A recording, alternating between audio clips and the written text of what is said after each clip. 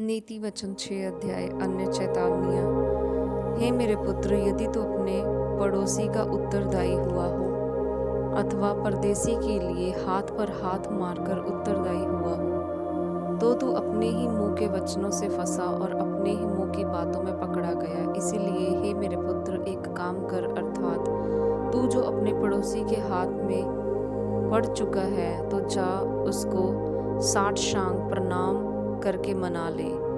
तू ना तो अपनी आंखों में नींद और ना अपनी पलकों में झपकी आने दे, और अपने आप को हिरनी के समान शिकारी के हाथ से और चिड़िया के समान चिड़ी मार के हाथ से छुड़ा। हे आलसी, चींटियों के पास जा, उनके काम पर ध्यान दे और बुद्धिमान हो।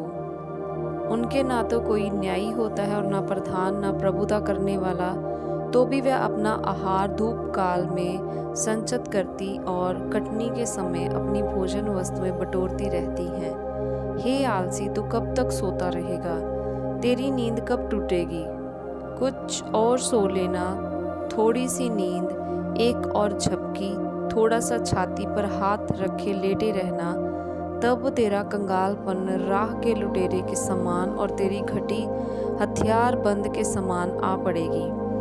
ओछे और अनर्थकारी को देखो, वह टेढ़ी टेढ़ी बातें बकता फिरता है। वह नैन से सैन और पाँव से इशारा और अपनी उंगलियों से संकेत करता है। उसके मन में उलट फेर की बातें रहती, वह लगातार बुराई करता है और झगड़ा रगड़ा उत्पन्न करता है। इस कारण उस पर विपत्ति अचानक आ पड़ेगी।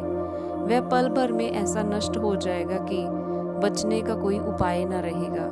6 वस्तुओं से यहोवा भय रखता है, वह 7 हैं जिनसे उसको घृणा आती है, अर्थात घमंड से चढ़ी हुई आंखें, झूठ बोलने वाली जीभ और निर्दोष का लहू बहाने वाले हाथ, अनर्थ कल्पना गढ़ने वाला मन, बुराई करने को वेग दौड़ने वाले पांव, झूठ बोलने वाला साक्षी और भाइयों के बीच में झगड़ा उत्पन्न करने वाला मनुष्य। व्यभिचार के विरुद्ध चेतावनी। हे मेरे पुत्र, मेरी आज्ञा को मान और अपनी माता की शिक्षा को ना तज। इनको अपने हृदय में सदा गांठ बांधे रख और अपने गले का हार बना ले। वह तेरे चलने में तेरी अगुवाई करे और सोते समय तेरी रक्षा करे और जागते समय तुझसे बातें करेगी। आज्ञा तो दीपक है और शिक्षा ज्योति, और सिखाने वाले की डांट जीवन का मार्ग है, ताकि तुझको बुरी स्त्री से बचाए और पराई स्त्री की चिकनी चुपड़ी बातों से बचाए। उसकी सुंदरता देखकर अपने मन में उसकी अभिलाषा ना कर, वह तुझे अपने कशाट में फंसाने ना पाए, क्योंकि वेश्यागमन के कारण मनुष्य टुकड़ों का भिखारी हो जाता है, परंतु व्यभिचारिणी अनमोल जीवन का अहेर कर लेती है। क्या हो सकता है कि कोई अपनी छाती पर आग रख ले और उसके कपड़े ना जले? क्या हो सकता है कि कोई अंगारे पर चले और उसके पांव ना झुलसे? जो पराई स्त्री के पास जाता है उसकी दशा ऐसी ही है, वरन जो कोई उसको छुएगा वह दंड से ना बचेगा।